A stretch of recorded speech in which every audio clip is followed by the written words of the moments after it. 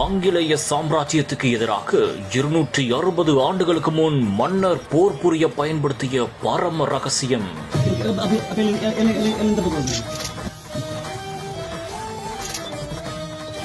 இருள் சூழ்ந்த குகைக்குள் செல்ல செல்ல கண்ணில் தென்பட்ட பொக்கிஷம்.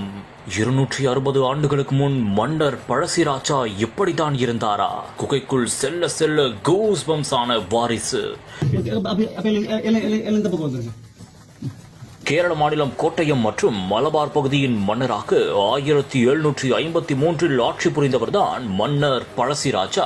நீலகிரி மாவட்டத்தில் உள்ள முதுமலை, நெலாக்கோட்டை, ஸ்ரீமதுரை, சேரம்பாடி மற்றும் மசினகுடி இவற்றுடன் கண்ணனூர் மற்றும் வயநாடு மாவட்டத்தின் தலைச்சேரி உள்ளிட்ட பகுதிகளை உள்ளடக்கி கோட்டை மண்டலமாக இருந்தது.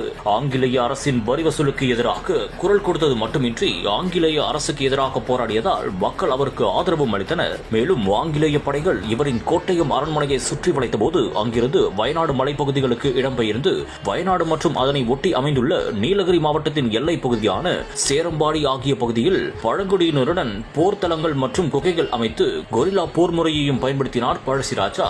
அதில் இந்த குகையானது தற்போது கண்டுபிடிக்கப்பட்டுள்ளது. ஆம், பந்தலூர் அருகே சேரம்பாடியில் உள்ள தனியார் தேயிலை தொழிற்சாலை அருகே கண்டுபிடிக்கப்பட்ட இந்த குகையில் புதர்ச்செடிகள் அகற்றி பார்வையாளர்கள் செல்லும் அளவுக்கு சீரமைக்கப்பட்டுள்ளது. சுமார் 300 மீட்டர் நீளமும் சிறிது தூரம் சென்றும் 2 பாதைகளாக பிரிந்துள்ளது. இந்த குகை 1765 ஆண்டு காலகட்டத்தில் அமைக்கப்பட்டதாகவும் வரலாற்று கூறுகிறது. இதனை காணத்தான் தற்போது அமெரிக்காவில் இருந்து பழசிராஜாவின் 6வது தலைமுறையான ராஜாவின் கொள்ளு பேத்தி சுபாவர்மா மற்றும் அவரது கணவர் கிஷோர் ஆகியோர் வந்துள்ளனர். மேலும் அவர்கள் இந்த குகையை தற்போது திறந்தும் வைத்துள்ளனர். மேலும் பழசிராஜா உருவப்படத்திற்கு விளக்கேற்றி வழிபட்டுள்ளனர். மேலும் போரின் போது ராஜா பயன்படுத்திய வில் அம்புடன் சேர்ந்து அதை பரிசாகவும் அவர்களுக்கு வழங்கியுள்ளனர். மேலும் ராஜாவின் உருவப்படத்தையும் அவர்கள் வழங்கியுள்ளனர்.